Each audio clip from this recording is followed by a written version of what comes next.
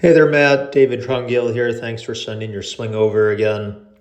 So, to me, this looks encouraging. You're definitely making progress. And let's just be objective here and look at this, right? So, if I mark the back of your hips on that chair, you're doing a wonderful job of maintaining the hip depth all the way through.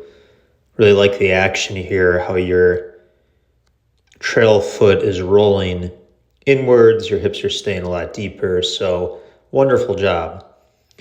Now, regarding the head right here, take a look. Are you pulling it back a little bit? Yes, but it's not nearly as severe as before. So again, I would call this progress. Before your head was rising significantly and pulling way back, where now it's at least maintaining its height, but ultimately we would like to get the head to work downwards and also have it not back up against that red line. So this is a comprehensive analysis. Let's take a look at Tommy Fleetwood. And I'm going to show you a drill. I'll message you a drill separately that I think will help with this a lot. But if we watch his swing, so there's the down move a little bit. You can see that there. You can see his head, it actually, the bill of his cap tipped forward. We don't necessarily need that, but here's the big difference. So as he comes into impact, you're going to notice his hips have rotated a lot more open than you.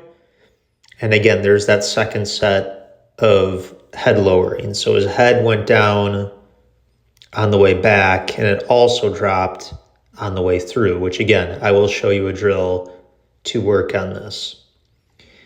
Now, what's interesting with your swing,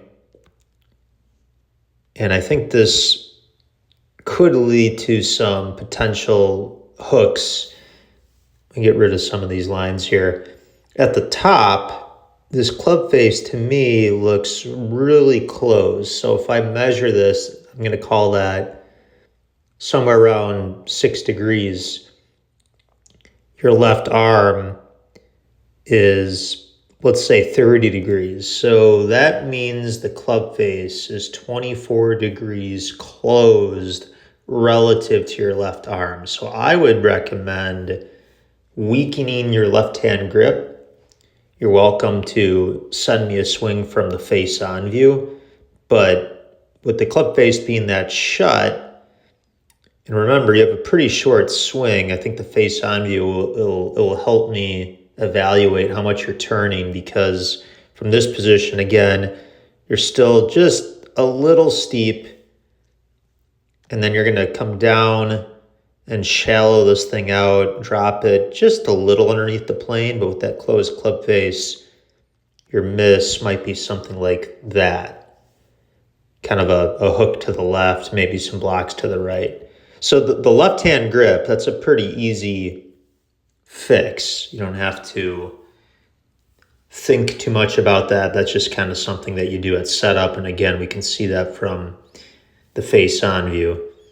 And again, I'll message you regarding a drill here to help with the head movement. But again, I look at the swing, takeaway, really nice job as before. I'm just trying to determine if this is, and again, I like the depth. Depth, remember, means this way, so it's to the left. Height would mean this way. So those are the two dimensions in the golf swing that we can see. What we can't see is what's called width. So how wide is your swing? The width of the swing we can only see from the face-on view. So good depth. I just want to make sure that you're turning, because again, realistically, we want to get you turning, Matt, on a steeper axis. So if we call that 31 degrees, I'd like to see you, I would say maybe about 9 degrees steeper at 40. So here's Fleetwood, right? And again, we don't have to get that vertical, but you can see a lot of the tour guys, they're going to turn on a pretty angular axis with the irons. And that's going to also help keep your head down and tipped out over the ball. So if I remove these lines, and again, watch this video more than once, right? I'm throwing a lot of information at you.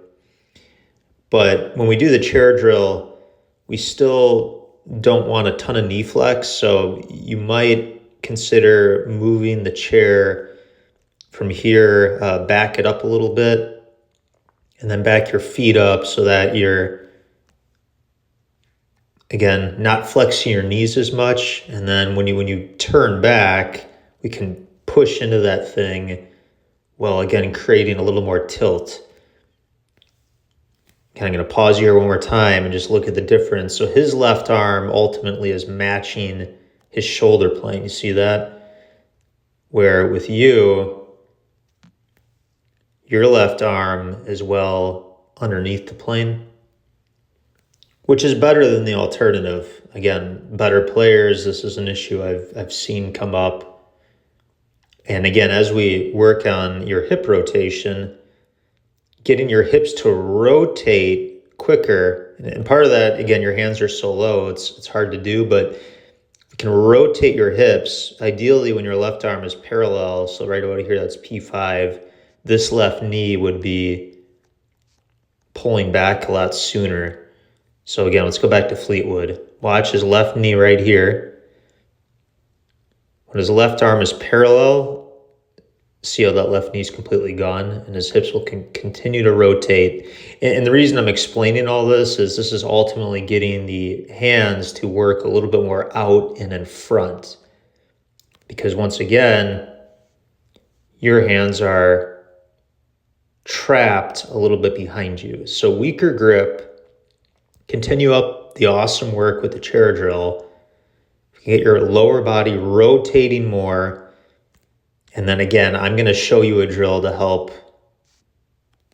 with the head movement that will, I think, incorporate a more angular turn. Because again, your takeaway is great. You're hitting a lot of awesome positions. You should be proud of this. So let me go ahead and send you that drill separately.